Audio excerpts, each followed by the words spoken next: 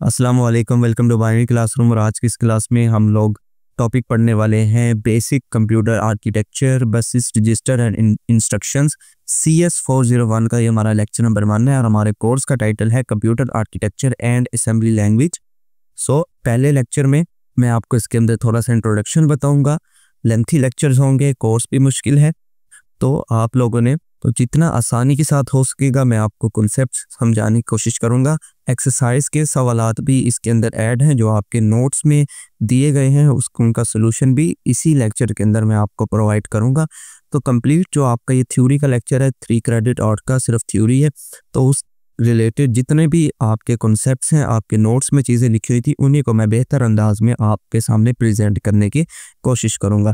तो अभी तक अगर आपने चैनल को सब्सक्राइब नहीं किया तो चैनल को भी ज़रूर से सब्सक्राइब करें, और इस कोर्स की तमाम वीडियोस को मैं एक प्लेलिस्ट में डाल दूंगा और उस प्लेलिस्ट का लिंक आपको डिस्क्रिप्शन में भी मिल जाएगा, तो वहाँ से आप एक्सेस कर सकते हैं। मज़ीद भी हमने कोर्स बनाए हुए हैं, अगर आपसे रेलिवेंट हमारे चैनल पे कोर्स आपको मिलते हैं तो आप उनको भी ज़रूर से रेफ़र करें। तो एक दफ़ा प्लेलिस्ट के सेक्शन में जाके आप देख लें कि कौन कौन से कोर्स अवेलेबल हैं आपके रिलेटेड। अगर वो आपके डिग्री से रिलेटेड हैं उनमें और आपके कोर्स में है तो आप उनको ज़रूर से पढ़िए। बढ़ते हैं हम अपने लेक्चर की तरफ। तो सबसे पहले है हमारे पास इंट्रोडक्शन टू कंप्यूटर आर्किटेक्चर। तो कंप्यूटर आर्किटेक्चर है क्या? अब सबसे पहले तो मैं आपको थोड़ा सा ये बताने चलूँ कि ये जो असेंबली लैंग्वेज या कंप्यूटर आर्किटेक्चर का कोर्स है, ये थोड़ा ट्रेडिशनल कोर्स है। मतलब कि मॉडर्न डे जो कंप्यूटर हम इस्तेमाल करते हैं, ये इस टाइप का कोर्स नहीं है।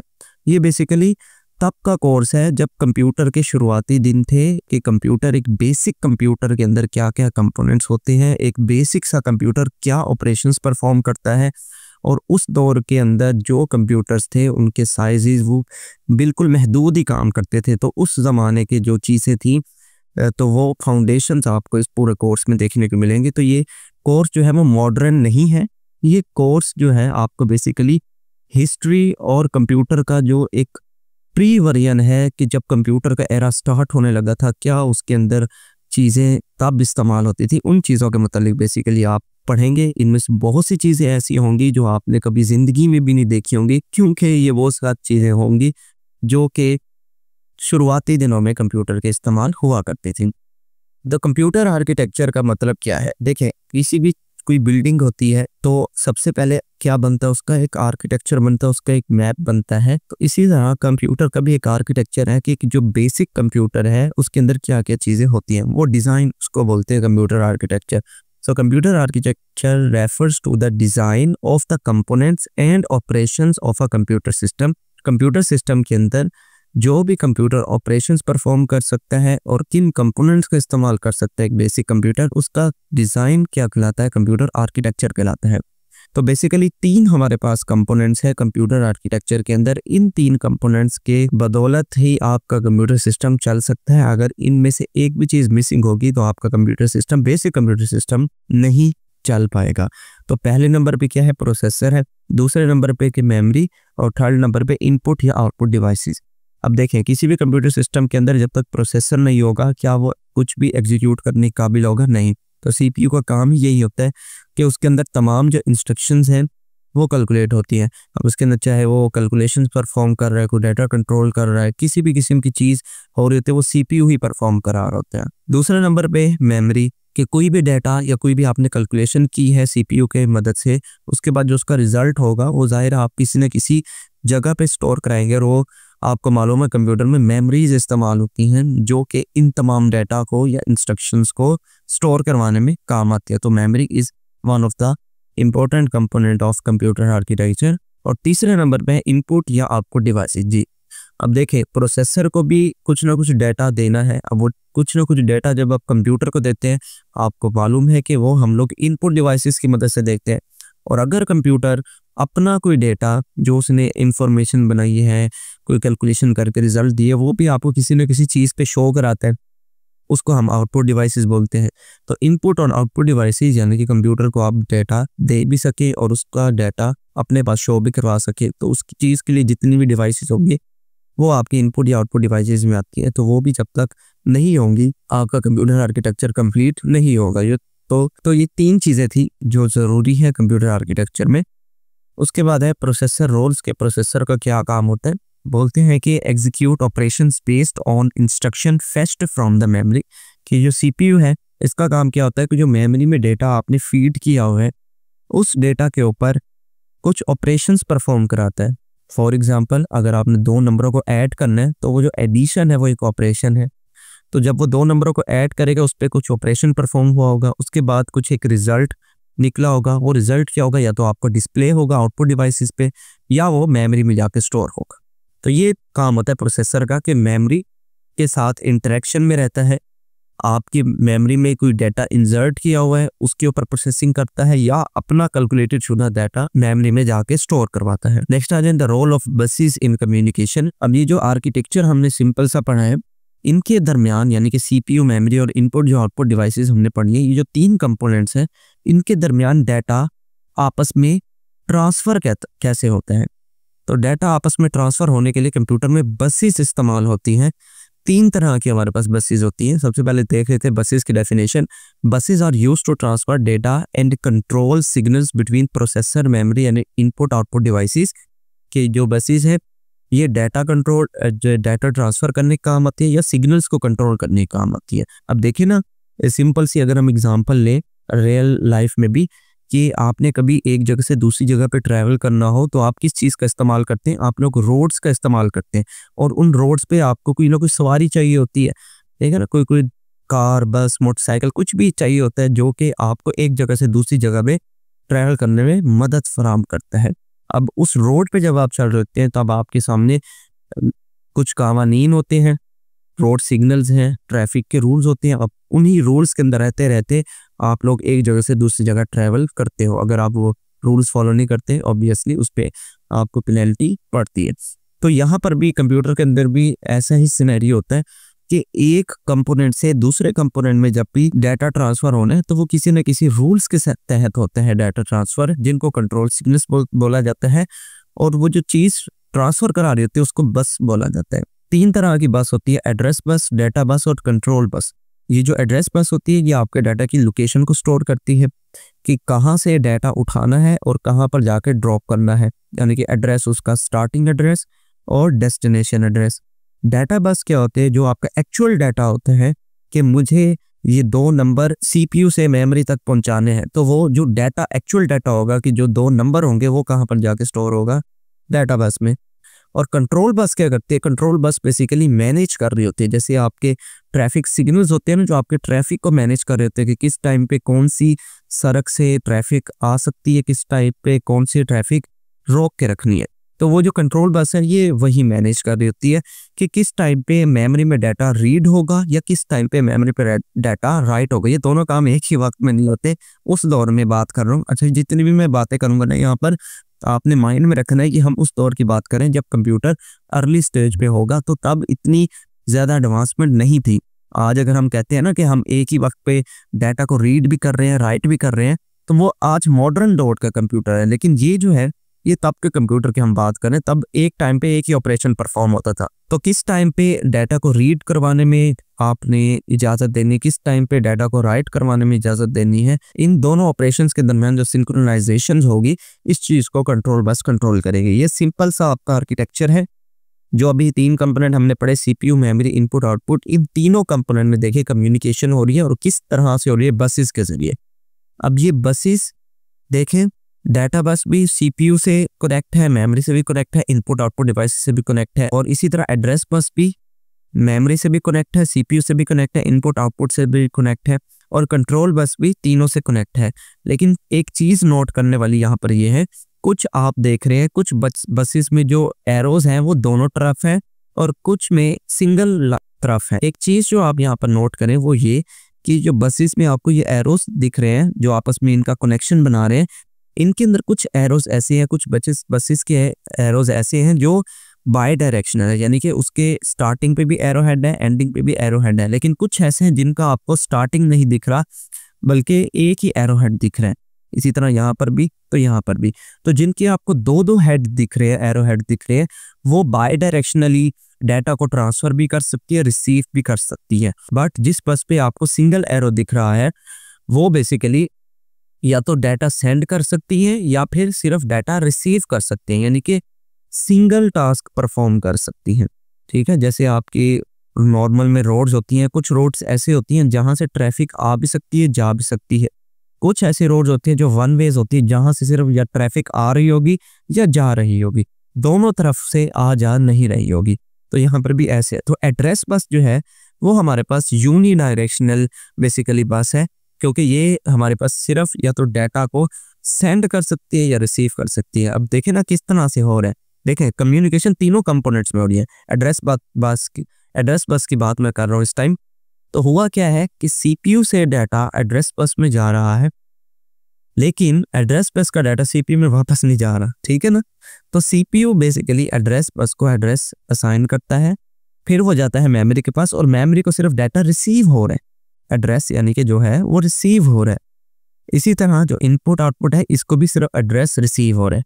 एड्रेस जनरेट कहाँ से हो रहा है? वो सीपीयू से हो रहा है। ठीक है, तो ये सिंपल सा आर्किटेक्चर है। इस डायग्राम को आपने याद रखना है, ये आपके सवालात में भी पूछी जाती है। नेक्स्ट बढ़ते हैं, एक एक जो हमने बसेस पढ़ी, एड्रेस बस, डाटा बस और कंट्रोल बस, इनके बारे में तफसील है। सबसे पहले है एड्रेस बस।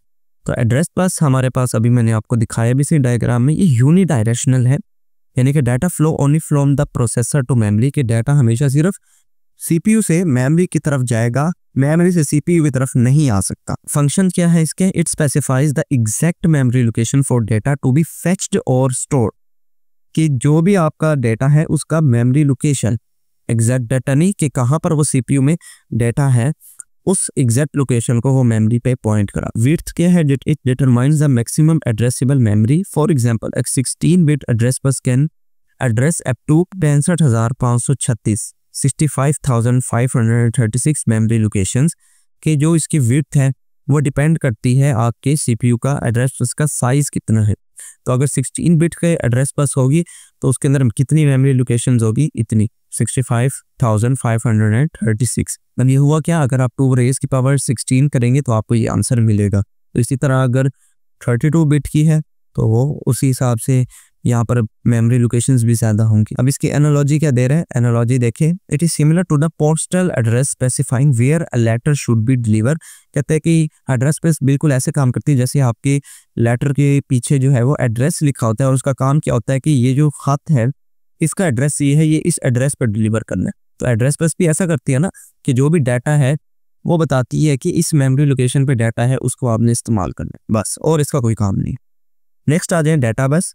डाटा बस हमारे पास बाई डायरेक्शनल होती है, क्योंकि अभी हमने देखा भी डायग्राम में, इसके अंदर 2 एरो हेड्स होते हैं।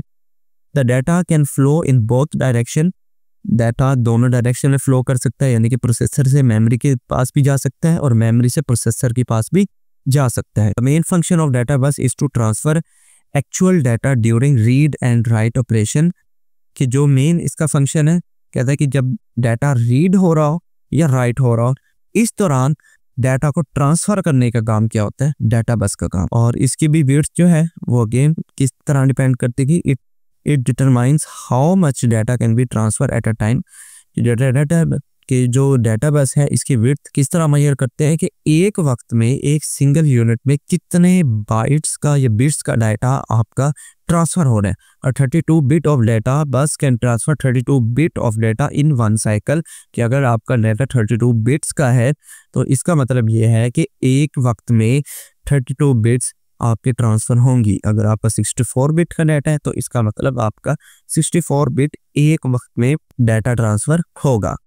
इसकी भी एनालॉजी बता रहे हैं, क्या बता रहे हैं? It is like the actual letter being delivered between the sender and recipient, के जो आपका एक्चुअल लेटर है, अभी हमने देखा ना लेटर के इन्वेलप पे जो एड्रेस था वो किस तरह काम करता है, जैसे आपका एड्रेस बस काम करती है, लेकिन उस लेटर इन्वेलप के अंदर जो एक्चुअल आपका लेटर है, जो आपका खत है, जो आपका मैसेज है, वो बेसिकली क्या काम करती है? वो डाटा बस की तरह काम करती है, कि जो आपका असल में हकीकी डाटा है जिसको आप पहुंचाना चाहते हो दूसरी जगह पे। नेक्स्ट आ जाए control bus. Control bus coordinates the operations between the processor and memory by sending control signals. Control bus बिल्कुल ट्रैफिक वार्डन की तरह काम करता है, कि ये ट्रैफिक को मैनेज कर, यानी कि मेमोरी में किस टाइम पे प्रोसेसर से डाटा आना है और किस टाइम पे जाना है, यानी कि रीड या राइट ऑपरेशन किस टाइम पे होना है। अगर रीड ऑपरेशन हो रहा होगा तो वो राइट ऑपरेशन वाले को स्टॉप कर देगा, अगर राइट ऑपरेशन हो रहा होगा तो वो रीड वाले ऑपरेशन को स्टॉप कर दे। For example, read write operation indicates whether the operation is read और राइट ऑपरेशन। अगर रीड है तो राइट वाले को स्टॉप कर दो, राइट है तो रीड वाले को स्टॉप कर दो। क्लॉक सिग्नल्स बेसिकली बोलते हैं कि वो जो आपने ट्रैफिक सिग्नल्स पे देखा होगा ना, जैसे वो कि 1 मिनट तक जो है वो सिर्फ जो है एक स्पेसिफिक लेन से ट्रैफिक गुजर सकती है, बाकी तमाम लेन्स जो है वो रुक जाएंगी, फिर अगले मिनट में सेकंड, फिर थर्ड, इस तरह से चलती हैं। तो इनको क्लॉक सिग्नल्स बोला जाता है कि सिंक्रोनाइजेशन प्रोवाइड करती हैं कि किस तरह से डाटा का फ्लो जितने भी हमारे पास 3 जो कंपोनेंट है, प्रोसेसर, मेमोरी और इनपुट आउटपुट के दरमियान किस तरह से सिंक्रोनाइजेशन चलेगी कि किस टाइम पे डाटा प्रोसेसर से मेमोरी में जाएगा और किस टाइम पे डाटा प्रोसेसर से इनपुट आउटपुट की तरफ जाएगा और किस टाइम पे डाटा मेमोरी से प्रोसेसर की तरफ जाएगा और वाइस वर्सा, किस तरह से सारी चीजें परफॉर्म होंगी। एनालॉजी की किस तरह है, it is like an instructions on how to deliver और रिसीव द लेटर। तो ये जो वो इंस्ट्रक्शन है कि आपने किस तरह से डाटा को है जो रिसीव करना है उसके मखसूस एड्रेस पर। नेक्स्ट आ जाए बस कोलैबोरेशन इन एक्शन। इसकी हमारे पास एक एग्जांपल दे रहे हैं कि it fetch data from the memory, कि जो बसेस हैं इनका काम क्या है कि ये तीनों जो सिस्टम है उनके दरमियान कोऑर्डिनेशन परफॉर्म करती हैं कि मेमोरी से सीपीयू की तक, सीपीयू से मेमोरी तक या इनपुट आउटपुट की तरफ।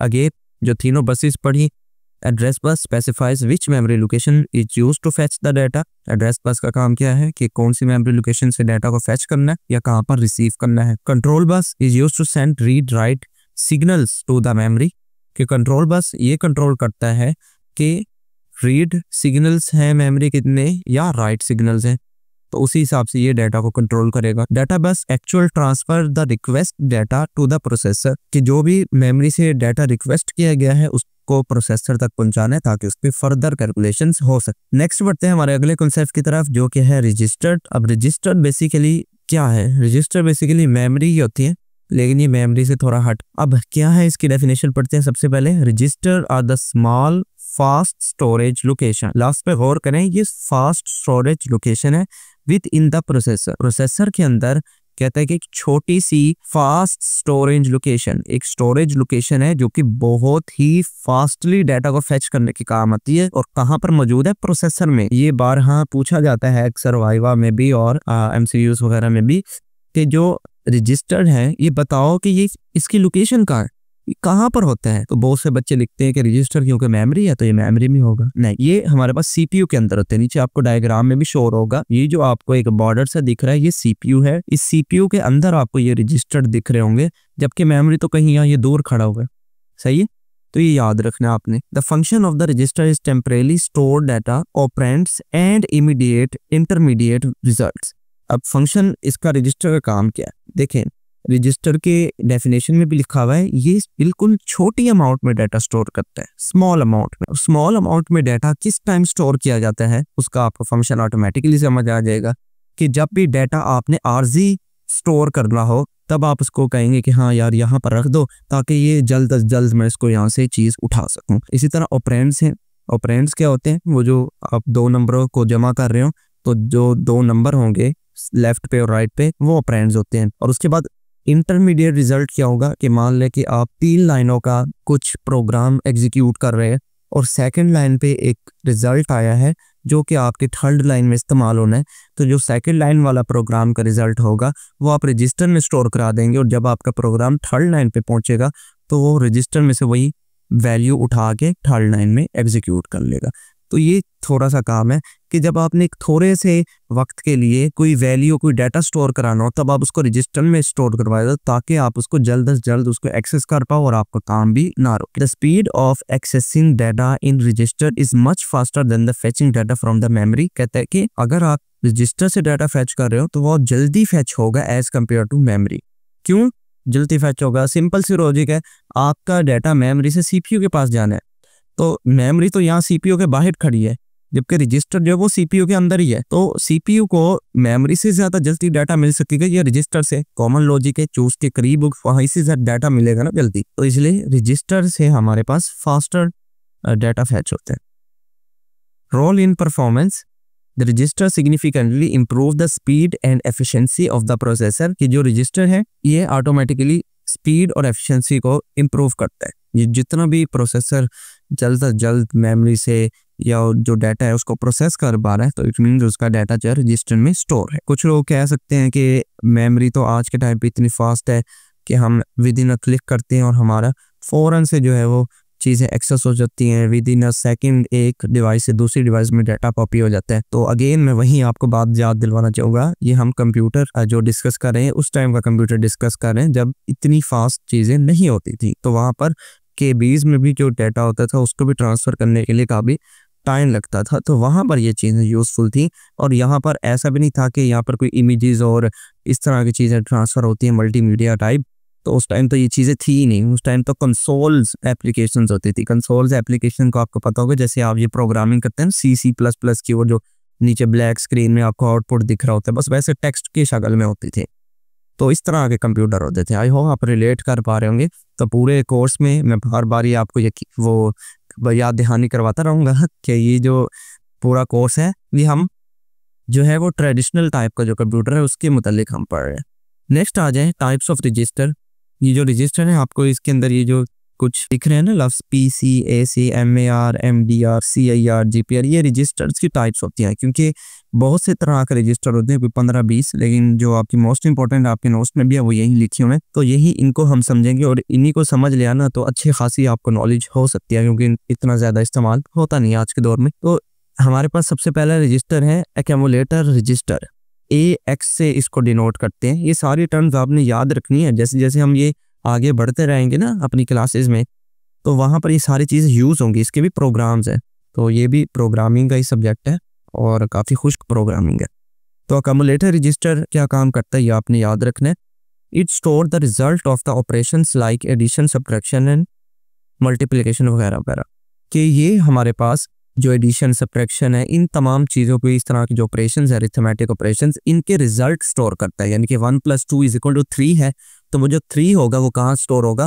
एक्यूमुलेटर रजिस्टर में स्टोर। इसी तरह पॉइंटर और इंडेक्स रजिस्टर होता है।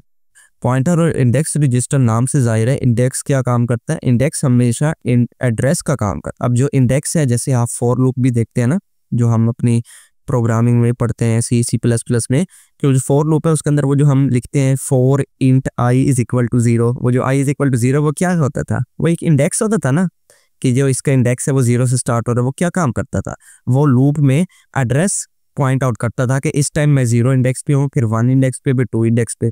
तो ये जो पॉइंटर और इंडेक्स रजिस्टर है ये भी बिल्कुल वही काम करता है। ये एड्रेस स्टोर करता है आपके मेमोरी ऑपरेशंस का, कि इस वक्त कहाँ पर कंट्रोल जो है वो मेमोरी में पॉइंट कर रहा है। नंबर 3 पर है इंस्ट्रक्शन पॉइंटर रजिस्टर।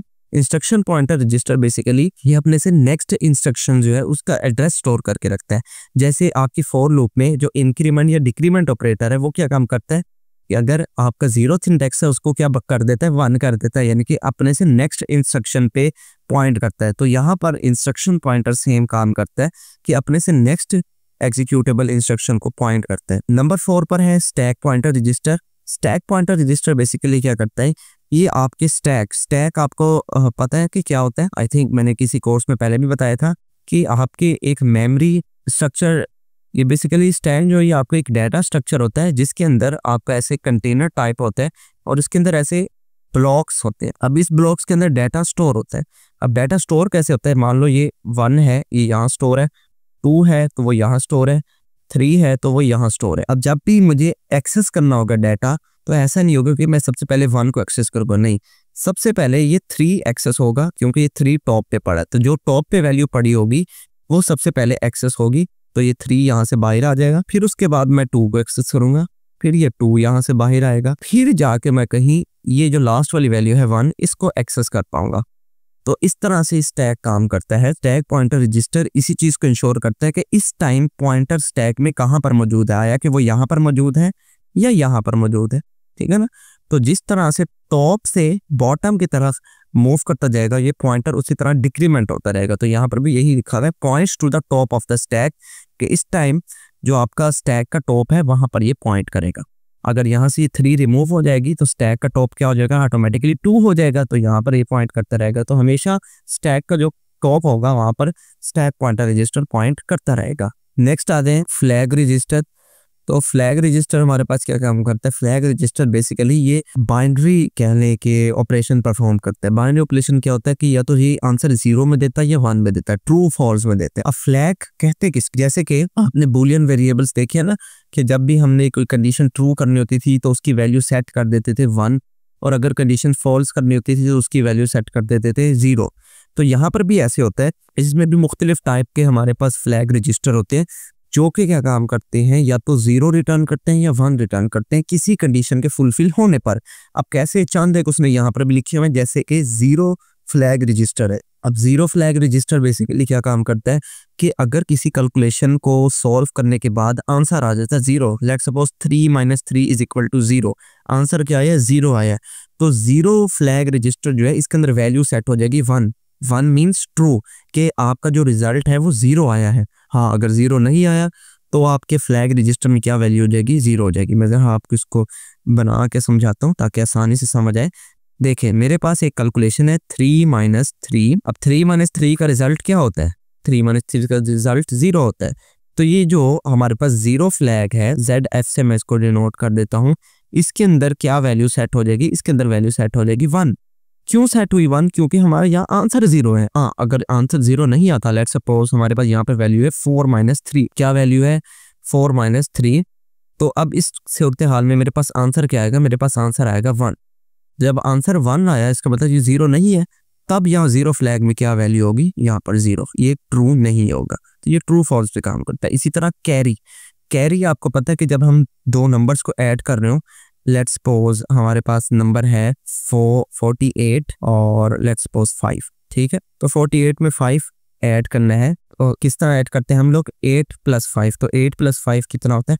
13 होता है। तो यहाँ पर हम 3 लिखते हैं, तो जो 1 होता है वो हम यहाँ कैरी लिखते हैं ना, यहाँ कैरी लिखते हैं ना। तो यही जो कैरी है, अगर किसी कैलकुलेशन में कैरी आता है ऊपर, तो ये जो कैरी फ्लैग है इसको मैं CF से डिनोट करता हूँ। तो ये जो कैरी फ्लैग है इसके अंदर वैल्यू क्या हो जाती है? 1 हो जाती है। 1 मीन्स ट्रू हो जाती है कि आपकी कैलकुलेशन में कहीं पर कैरी बिट है पड़ी। क्लियर? अगर कैरी नहीं होता तो वो 0 हो जाती है। इसको मजीद भी डिटेल से आने वाले लेक्चर्स में पढ़ेंगे जब इनके टॉपिक्स आएंगे। उसके बाद है हमारे पास ओवरफ्लो। अब ओवरफ्लो हमारे पास क्या काम करता है? ओवरफ्लो बेसिकली ये काम करता है कि अगर आपके resultant value out of range हो जाती है, मान लें कि आपके पास जो डाटा है वो 8 बिट का डाटा है। मैं इसको जरा रिमूव कर देता हूँ एक सेकेंड। तो ओवरफ्लो फ्लैग पर थे। ओवरफ्लो फ्लैग में ये बता रहा था आपको कि लेट्स सपोज हमारे पास जो डाटा है वो 4 बिट का, आसान इक्वेशन के साथ मैं आपको लेके चलता हूँ। 4 बिट का डाटा, इसका मतलब उसके अंदर 4 कैरेक्टर्स है। तो अगर वो 4 बिट का डाटा है, तो अगर मेरा जो रिजल्टेंट डाटा है, मान लो मैंने यहाँ पर किसी और नंबर को भी साथ में ऐड कर दिया है या कोई भी कैलकुलेशन परफॉर्म किया है, तो उसका जो रिजल्ट है वो 4 बिट से ज्यादा आ रहा है, 8 बिट का हो गया लेट्स सपोज। तब आप क्या करेंगे? मान लो कि यहाँ पर इस तरह 0 आ गया, 1 1 1 1 इस तरह आ गया, तो ये जो 8 बिट का हो गया, तो हमारे पास जो मेमोरी थी वो तो 4 बिट की थी। अब जो डाटा है वो 4 बिट से ज्यादा चला गया, मेमोरी से ज्यादा हो गया। तो इस कंडीशन में ओवरफ्लो जो हमारे पास फ्लैग है OF, इसके अंदर वैल्यू क्या हो जाती है? 1 हो जाती है कि आपका जो डाटा है, रिजल्टेंट डाटा, वो ओवरफ्लोड कर गया। तो इस तरह के फ्लैग्स होते हैं जो किसी कंडीशन के फुलफिल होने पर 1 या 0 रिटर्न करते हैं और कुछ भी इनका काम नहीं है। और एग्जांपल, आगे एग्जांपल भी दिए, अ 0 flag is set if an operation result is 0 value. अगर मैंने आपको बता भी दिया कि अगर हमारे पास वैल्यू, रिजल्टेंट वैल्यू 0 है तो हमारा फ्लैग जो है वो 1 से सेट हो जाएगा। उसके बाद है प्रोग्राम काउंटर रजिस्टर। जो प्रोग्राम काउंटर रजिस्टर है ये अपने से नेक्स्ट इंस्ट्रक्शन का एड्रेस स्टोर करा के रखती है। क्लियर? देखें, इंस्ट्रक्शन पॉइंटर और प्रोग्राम काउंटर रजिस्टर में थोड़ा बच्चों को डिफिकल्टी होती है। एक एग्जांपल से मैं आपको समझाता हूँ कि लेट्स सपोज एक लूप है जिसने 5 मरतबा चलना है या किसी नंबर को मल्टीप्लाई करना है, तो वो जो 5 मरतबा चलेगी उस तमाम का जो रिकॉर्ड होगा वो यहाँ प्रोग्राम काउंटर रजिस्टर में आएगा। ये काउंट करेगा कि 1 मरतबा लूप चल गया है, दूसरी मरतबा लूप चल गया, तीसरी मरतबा लूप चल गया, चौथी मरतबा लूप चल गया, 5वीं दफा लूप चल गया, अब आइटरेशन को खत्म कर दो। तो ये प्रोग्राम काउंटर का काम होगा। जबकि नेक्स्ट इंस्ट्रक्शंस कहाँ तक जानी है कि लूप के बाद अब नेक्स्ट इंस्ट्रक्शन किस पे मूव करनी है, वो इंस्ट्रक्शन पॉइंटर का काम होगा। तो इसमें कंफ्यूज नहीं होना। देखिए, इसके नाम से भी जाहिर होना है, प्रोग्राम काउंटर ये किस चीज को काउंट करेगा, ठीक है ना? जैसे आपको काउंटर वेरिएबल होता है, जो हम फॉर लूप में अंदर int i is equal to 0 लिखते हैं और i लेस देन 5 लिखते हैं, तो हमें पता होता है कि जो i की वैल्यू है ये 0 से 1 होगी, 1 से 2 होगी, 2 से 3, 3 से 4, 4 से 5, या 5 हो जाएगी तो ऑटोमेटिकली लूप जो है वो बंद हो जाएगा, स्टॉप हो जाएगा। तो ये जो प्रोग्राम काउंटर रजिस्टर है ये बिल्कुल वही काउंटिंग का काम करता है कि कितनी दफ़ा किसी इंस्ट्रक्शन को चलाना है। इसका प्रोग्राम भी आएगा, मैं आपको दिखाऊंगा, इसी लेक्चर में आएगा। नेक्स्ट बढ़ते हैं टॉपिक की तरफ, functions of a specific register. ये जो रजिस्टर पढ़े इनमें से कुछ रजिस्टर है उनका कुछ फंक्शन बता रहा है यहाँ पर आपको। पहला है कम्युलेटर रजिस्टर। कम्युलेटर रजिस्टर क्या काम करता है? It's central register for arithmetic operation. ये अभी बताया भी सही कि जितने भी आपके अरिथमेटिक ऑपरेशन है, एडिशन, सब्ट्रैक्शन वगैरह, उन तमाम को कंट्रोल करता है, उन तमाम ऑपरेशंस को परफॉर्म कराने के काम आता है। For example add ax, bx। अब ये सिंटैक्स है असेंबली लैंग्वेज का, मुझे पता है समझ नहीं आया होगा अभी, लेकिन आपको एक चीज़ समझ में आती होगी जो हम नॉर्मल C++ में देखते आते हैं प्रोग्रामिंग में। तो वहाँ पर क्या होता है, देखें, लेट्स सपोज मेरे पास एक वेरिएबल है a के अंदर वैल्यू है 1, ऐसे करते हैं ना, और b के अंदर वैल्यू है, अब मैं यहाँ पर इंट नहीं लिखना, चले लिख लेते हैं कि वेरिएबल हम मुकम्मल अच्छे से डिक्लेयर करें और यहाँ फिर सेमीकोलन भी डाल लेते हैं। उसके बाद हम लोग क्या करते थे, एक नया वेरिएबल बनाते हैं। एक नया वेरिएबल बनाने के बाद क्या काम करते हैं, इसका नाम c रख लेते हैं और इसके अंदर हम क्या करते हैं a प्लस b लिखते हैं। अब होता क्या है कि a की जगह वैल्यू a की आती है, b की जगह b की वैल्यू होती है, दोनों ऐड होती है और उसका जो रिजल्ट होता है वो c में चला जाता है। फिर हम प्रिंट या c आउट करते हैं c को, तो हमारे पास 3 जो है वो जवाब आ जाता है। अब इसी सेम काम को परफॉर्म करने के लिए जो असेंबली लैंग्वेज में सिंटैक्स इस्तेमाल होता है वो ये है। अब इसके अंदर वेरिएबल्स भी आपको अपनी मर्जी के नहीं बनाने होते असेंबली लैंग्वेज के अंदर, इन्हीं के कुछ निमोनिक्स होते हैं, कुछ शॉर्ट वर्ड्स होते हैं, वही आपको इस्तेमाल करने होते हैं। अब जब भी आपने एडिशन करनी है, यहाँ पर आप क्या करते थे, आप यहाँ पर प्लस का सिंबल इस्तेमाल करते थे, लेकिन यहाँ पर ऐसा नहीं करना होता। यहाँ पर एक निमोनिक है ऐड, ADD ऐड, ये आपको लिखना होता है जब भी आपको एडिशन परफॉर्म करानी है। और उसके बाद 2 वेरिएबल्स देने होते हैं, ax एंड bx, और इसी तरह ही आपको देने होंगे, आप इसको तब्दील नहीं कर सकते। जैसे यहाँ पर तो हम अपनी मर्जी से लिखते हैं ना, यहाँ पर ऐसा। तो यहाँ पर क्या होता है कि ये bx की वैल्यू है वो कहता है ऐड कर दो ax में। समझ आई बात? हुआ क्या, देखिए यहाँ थर्ड वेरिएबल इस्तेमाल नहीं हो रहा। जैसे यहाँ पर तो a और b की वैल्यू c में जाके स्टोर हो रही थी, यहाँ ऐसा नहीं है। यहाँ पर वो क्या कहना चाह रहा है बेसिकली कि b के अंदर जो वैल्यू है वो a के अंदर ऐड कर दो। यानी कि हमारे पास लेट्स सपोज a के अंदर वैल्यू है 1, जो कि अभी मैंने आपको दिखाई यहाँ पर लिखी हुई, और b के अंदर वैल्यू है 2, तो ये क्या करेगा, b की वैल्यू उठा के a में ऐड कर देगा, यानी कि 2 + 1 3। तो अब a की वैल्यू क्या हो जाएगी, 3 हो जाएगी। ठीक है, ये b बन गया, ये b नहीं है, ये 3 है। ठीक है, तो a की वैल्यू क्या हो जाएगी, 3। तो ये इस तरह काम करता है। ठीक है, आई होप समझ में आ रहा होगा। और हमेशा ये तो अंडरस्टूड है कि हमेशा राइट वाली वैल्यू उठ के लेफ्ट में जाती है, जिस तरह यहाँ असाइनमेंट में भी होता है। ये जो 1 है किसको असाइन होता है, a को, तो राइट वाली वैल्यू हमेशा लेफ्ट में जाती है। तो यहाँ पर भी वही सिनेरियो होगा, और 2 वेरिएबल्स के दरमियान यहाँ पर कोमा होता है। उसके बाद है पॉइंटर रजिस्टर। पॉइंटर रजिस्टर में ये तमाम रजिस्टर इसी कैटेगरी में आते हैं, स्टैक पॉइंटर भी, इंडेक्स रजिस्टर भी, प्रोग्राम काउंटर भी। स्टैक पॉइंटर रजिस्टर में आपको बताया था कि ये काम करता है स्टैक के अंदर जो उसका टॉप है वहां पर पॉइंट आउट कर रहा होता है। जब भी ये वैल्यू पॉप हो जाएगी तो इसका कंट्रोल नेक्स्ट पे मूव कर देगा, उससे नीचे वाली टॉप पे। अगर कोई पुश होगी वैल्यू तो उससे ऊपर वाली पे पॉइंट करने लग जाएगा। इंडेक्स रजिस्टर ये हमारे पास जो आपके एड्रेस है उसको स्टोर करता था। प्रोग्राम काउंटर ये काउंट करता था कि कितनी आइट्रेशंस हो गई हैं, 1 2 3 4 5, इस तरह इंक्रीमेंट करता रहता था हर आइट्रेशन के बाद। नेक्स्ट बढ़ते हैं फ्लैग रजिस्टर। तो ये देखें तस्वीर में भी काफी सारे फ्लैग रजिस्टर हैं, सबका अपना अपना कुछ ना कुछ काम है, लेकिन सारे हमने याद नहीं करने। जो हमारे काम का है बस वही हमने मेन हमें उनकी वर्किंग पता होना चाहिए। कैरी फ्लैग का मैं आपको बता चुका हूँ कि जब भी आपके अरिथमेटिक ऑपरेशंस को परफॉर्म करने के बाद किसी भी एक्सप्रेशन में कैरी बचता होगा तो कैरी फ्लैग की वैल्यू क्या हो जाएगी, 1 हो जाएगी। इसी तरह जीरो फ्लैग है कि जब भी आपका किसी भी नंबर्स को एडिशन, सब्ट्रैक्शन, मल्टीप्लाई कुछ भी ऑपरेशन करने के बाद रिजल्ट 0 आता है तब जो है ये वैल्यू 1 हो जाएगी। ओवरफ्लो फ्लैग कि जब भी आपका नंबर किसी रेंज से बढ़ जाता है, जो रिजल्ट होगा वो रेंज से, रजिस्टर की रेंज से बढ़ जाता है, देन क्या होगा, आपकी ये जो वाली फ्लैग रजिस्टर होगा इसकी वैल्यू 1 हो। For example in the operation addition ax bx if the result exceed the maximum value of the accumulator can hold the overflow flag is set। अब यहाँ पर क्या बोलता है के फॉर एग्जांपल जो अभी आपने एग्जांपल देखी ए और बी कि इन दोनों का ऐड किया जा रहा है। अगर ए और बी को ऐड करने के बाद जो अक्यूमुलेटर रजिस्टर है जिसके अंदर वैल्यू आपकी स्टोर हुई है, ये ए एक्स अक्यूमुलेटर रजिस्टर, अगर इसकी रेंज से वैल्यू बढ़ जाती है तब क्या होगा, इसकी वैल्यू 1 हो जाएगी ओवरफ्लो फ्लैग की, जो कि ये इंडिकेट करेगा कि आपका जो रिजल्टेंट वैल्यू है ये ओवरफ्लोड है। नेक्स्ट आ जाए इंस्ट्रक्शन रिप्रेजेंटेशन। इंस्ट्रक्शन रिप्रेजेंटेशन हमारे पास क्या होती है, जो भी आप निमोनिक्स देखते आ रहे थे ऐड वाला, ये जो ऐड और मूव, ये हमारे पास निमोनिक्स होते हैं, इसके पीछे भी हमारे पास कोडिंग होती है। अच्छा, मैं आपको शायद लेक्चर के शुरू में नहीं बताया मैंने, ये जो असेंबली लैंग्वेज है ये हमारे पास मशीन लेवल लैंग्वेज की है, यानी कि लो लेवल लैंग्वेज में आती है, ये हाई लेवल लैंग्वेज में नहीं आती। ये जो आपकी C++ है ये तो आपकी हाई लेवल लैंग्वेजेस है, यानी कि इंसान इसको अंडरस्टैंड कर पाता है, लेकिन जो मशीन लेवल लैंग्वेजेस होती हैं ये इंसान समझ नहीं पाता। तो ये जो असेंबली लैंग्वेज है ये भी नियर टू मशीन लैंग्वेज है। हाँ, पूरी मशीन लैंग्वेज नहीं है। क्यों नहीं है, वो इसी वजह से नहीं है क्योंकि इसके अंदर कुछ निमोनिक्स इस्तेमाल होते हैं, और वो निमोनिक्स ये है कि कुछ इंग्लिश लाइक वर्ड्स इस्तेमाल होते हैं। लेकिन ये जो इंग्लिश लाइक वर्ड्स हैं ये भी पीछे इसके अंदर भी कोड होता है।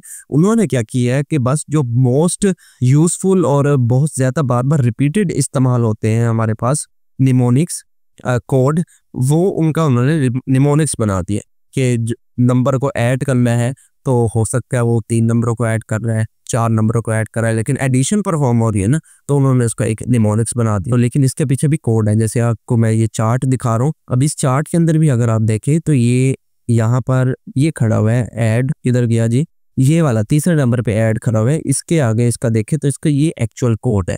तो अगर आप ऐड की जगह ये कोड भी लिखेंगे तब भी एडिशन परफॉर्म होगी। सही हो गया। तो ये हमारे पास यहाँ पर इसलिए काम किया। तो इसको ऑप कोड बेसिकली बोला जाता है कि जो इंस्ट्रक्शन है वो इंग्लिश लाइक वर्ड है, उसका जो ऑप कोड है यानी कि उसके बैकएंड पे जो कोड है वो ऑप कोड है, ऑपरेशन कोड। तो it specify the operation to perform, जैसे एडिशन है, मूव है, इसी तरह ये सारे आपको यहाँ लिखी हुई है, एंड ऑपरेटर, नॉट ऑपरेटर, जितने भी है ये सारा कुछ इनका ऑप कोड मौजूद है। ऑपरेंड्स, द डाटा और a register can be operated on a machine code. Instructions are converted into the binary code that the processor understand. देखे ना, प्रोसेसर जो है वो हम शुरू दिन से कंप्यूटर साइंस में पढ़ते आ रहे हैं कि ये जो है हमेशा बाइनरी लैंग्वेज में ही काम करता है, कोई और ज़बान इसको समझ में नहीं आती। एट द एंड जो भी चीज़ हम लोग कंप्यूटर में लिख रहे हैं, चाहे वो हाई लेवल लैंग्वेज में भी लिख रहे होते हैं, तो वो जाके मशीन कोड में कंपाइल होती है। तो यहाँ पर जो है ये क्योंकि है उस दौर की लैंग्वेज जब अर्ली स्टेज थी कंप्यूटर की, तो जो निमोनिक्स थे वो भी एट द एंड जाके बाइनरी में ही कन्वर्ट हो रहे हैं। देख रहे हैं ये सारे बाइनरी नंबर ही है, कोई और नंबर नहीं है। For example add AX BX binary equivalent of the add instruction. तो ये जहाँ पर कहता है कि जो ऐड है AX और BX तो चले वैल्यू होगी हमें पता है, लेकिन जो ऐड है वो एक निमोनिक है, तो उसका जो यहाँ पर कोड होगा इसके चार्ट में जो पहले से आपके कंपाइलर में मौजूद होता है, असेंबलर जिसको बोलते हैं, तो वो इसको इसके यहाँ से रिप्लेस कर देते हैं। Simple instruction mnemonics. So mnemonics are the simplified coding by representing machine instruction in a readable forms। के कुछ जो कॉमन वर्ड्स हैं मशीन कोड के उसको रीडेबल बनाने के लिए कुछ निमोनिक्स उन्होंने ऐड किए, उन कोड्स को रिप्लेस कर दिया है कुछ इंग्लिश लाइक वर्ड्स है जिनको निमोनिक्स बोलते हैं। कॉमन निमोनिक्स जो यहाँ पर इस्तेमाल होते हैं, ऐड का तो व्यूज भी देख लिया। मूव जो है ये हमारे पास एक डाटा को दूसरे वेरिएबल में ट्रांसफर करने का काम होती है, ठीक है, कॉपी जिसको आप बोल सकते हो। इसी तरह सब्ट्रैक्शन जब भी करनी होगी सब लिखेंगे, किसी भी एड्रेस से किसी दूसरे एड्रेस पे जंप करना हो तो JNP लिखेंगे। तो हम निमोनिक्स क्यों इस्तेमाल करते हैं, they make assembly programming more understandable for human. कि इसका फ़ायदा यही है कि उस दौर में जब सारी चीज़ें बाइनरी लैंग्वेज पे हो रही थी तब ये जो छोटे छोटे लफ्ज़ भी थे ये प्रोग्रामर्स के लिए काफ़ी कारआमद थे कि उनको इनसे बहुत हेल्प। नेक्स्ट आ जाए instruction group. So instruction group में हमारे पास जितने भी निमोनिक्स हैं इनको मुख्तलिफ कैटेगराइज में मूव किया गया है, मुफ्ती कैटेगराइज में इनको तकसीम किया गया है, डिवाइड किया गया है। सो पहला है हमारे पास डाटा मूवमेंट इंस्ट्रक्शन। तो जब भी किसी डाटा को मूव करना हो तो उसके लिए कौन कौन सी यहाँ पर निमोनिक्स है, एक तो मूव है, एक पुश है जब भी आप स्टैक पे काम करेंगे, दूसरा पॉप है ये भी स्टैक पे ही काम करेगा। Move data between register memory and IO ports. ये जितने भी ये देखें ये आपके डाटा जो मेमोरी और इनपुट आउटपुट जो पोर्ट्स हैं इनके दरमियान जो है वो मूव कराने के काम आता है। नंबर 2 पर है arithmetic and logical instruction. Arithmetic and logical instruction में क्या है, addition, subtraction, multiplication, division and और ऑपरेटर। ये तमाम जो इस तरह के ऑपरेटर्स हैं ये हमारे पास अरिथमेटिक ऑपरेशन में आते हैं या लॉजिकल ऑपरेशन में आते हैं, जो आप नॉर्मल रूटीन में देखते हैं, एडिशन, सब्ट्रैक्शन, मल्टीप्लिकेशन, डिवीजन, ये सारे अरिथमेटिक ऑपरेशन है, एंड और नोट, ये सारे लॉजिकल ऑपरेशंस हैं। तो इस तरह के जब भी ऑपरेशन परफॉर्म कराने हो के हम लोग ये निमोनिक्स इस्तेमाल करेंगे। उसके बाद है प्रोग्राम कंट्रोल इंस्ट्रक्शन की जो जंप है, कॉल है, रिटर्न है, ये सारे जो हमारे पास है, ये हमारे पास प्रोग्राम कंट्रोल करने का मत है कि जब भी आपने प्रोग्राम ख़त्म करना है, एग्जीक्यूट करना है, इस तरह की जो चीज़ें हैं, किस चीज़ को कॉल करना है, तो यहाँ पर ये वाली इंस्ट्रक्शन आई। नेक्स्ट है हमारे पास स्पेशल इंस्ट्रक्शन। जो स्पेशल इंस्ट्रक्शन है ये बेसिकली कि कंप्यूटर प्रोग्राम जो रनिंग स्टेट में है उसको स्टॉप करना है या स्टार्ट करना है, तो उसके लिए हमारे पास इस तरह की कमांड्स आती हैं। या जैसे जैसे आगे बढ़ते रहेंगे जो जो काम की कमांड्स आती रहेंगी वो आप साथ साथ पढ़ते रहेंगे, तो ये ऑटोमेटिकली आपको याद होती रहेंगी। उनका फंक्शन कोई ज़्यादा मुश्किल नहीं है, ये बिल्कुल बेसिक प्रोग्रामिंग, बिल्कुल बेसिक होगी। इसके अंदर एडिशन, सब्ट्रैक्शन, मल्टीप्लिकेशन और ज़्यादा से ज़्यादा स्केयर हो जाएगा नंबर का, क्यूब नंबर का निकालेंगे, इससे ऊपर की ये प्रोग्रामिंग जाएगी नहीं, देखिएगा। लेकिन अगेन बच्चे क्यों इसमें फंस जाते हैं, क्योंकि प्रोग्रामिंग थोड़ी सी इसकी टफ है, थोड़ा सा चीज़ों को मैनुअली करना पड़ता है। तो जो प्रोग्राम अभी इसी लेक्चर में भी एक छोटा सा दिखाऊंगा मैं आपको, तो वहीं से आप लोग देख लीजिएगा कि किस तरह का इसका प्रोग्रामिंग स्ट्रक्चर होता है। अच्छा जी, अब ये जो प्रोसेसर है इंटेल IAP X88, ये प्रोसेसर है। जिस तरह आप आज इंटेल कोर i5 देखते हो, i7 देखते हो, तो ये कितना आगे की गेम है। तो ये देखिए उस टाइम का इंटेल IAP X88 देखिए कितना पुराना प्रोसेसर है, तो वहीं से अंदाज़ा लगा लें कि कितना क्या ही इसका म्यार होगा। देखिए यहाँ लिखा भी हुआ है it is a 16 bit processor. अगर आप आज के कंप्यूटर में, आप जिस लैपटॉप में, कंप्यूटर में ये मेरा लेक्चर भी देख रहे हैं, आप अपने कंप्यूटर में जाके देखिए इसकी स्पेसिफिकेशन में कि आपका प्रोसेसर कितने बिट्स का है, तो आप वहाँ पर देखिएगा 64 बिट का होगा, या कोई अगर पुराना भी बच्चा बैठा है तो 32 बिट से नीचे होगा ही नहीं। तो ये देखिए ये 16 बिट का, उस टाइम पे इतनी टेक्नोलॉजी के वो हमारे पास 16 बिट प्रोसेसर है, तो ये उस टाइम का प्रोसेसर आप पढ़ रहे हैं। एनीवेज आपका कोर्स है तो पढ़ना पड़ेगा। So the Intel IAP X88 is based on the Intel 8088 processor. ये उस टाइम का इंटेल 8088 प्रोसेसर था, जिस तरह आपका आज Intel core i5, i7, i3 है, इस तरह के 16 बिट प्रोसेसर। ये एक 16 बिट प्रोसेसर था, widely used in early IBM PCs, जो कि बहुत पहले ज़माने के जो IBM के PC होते थे। जैसे आज आपकी HP कंप्यूटर बड़ी मशहूर है, डेल की बड़ी मशहूर है, लिनोवो है, इसी तरह कोई अगर ज़्यादा एलीट क्लास की तरफ चले जाए तो एप्पल लोग लेना पसंद करते हैं, एप्पल मैकबुक। तो उस टाइम पे जो हमारे पास PC इस्तेमाल होते थे वो IBM के होते थे, और ये वेरी फर्स्ट हमारे पास कंपनी है जिन्होंने कंप्यूटर की दुनिया में कदम रखा और इनके ये चीज़ें बनाते। ओके, तो इसकी कुछ बैकवर्ड कंपैटिबिलिटी के बारे में यहाँ बता रहे हैं कि इंटेल IAP X386 ये दूसरा मॉडल है, 32 बिट प्रोसेसर। ये 32 बिट प्रोसेसर था, was design to maintain compatibility with 8080 based code. This help transition to more powerful system without breaking older software. ये जो नेक्स्ट 16 बिट के बाद जब आया 32 बिट, तो कहता है कि ये थोड़ा ज़्यादा पावरफुल था, और आज के ज़माने में 64 बिट का ज़माना है, वो भी मल्टीटास्किंग का। तो वहीं से अंदाज़ा लगा लें कि उस टाइम कितने स्लो PC हुआ करते थे, लेकिन वो भी उस दौर की अचीवमेंट होती थी कि yes we know how to use computer.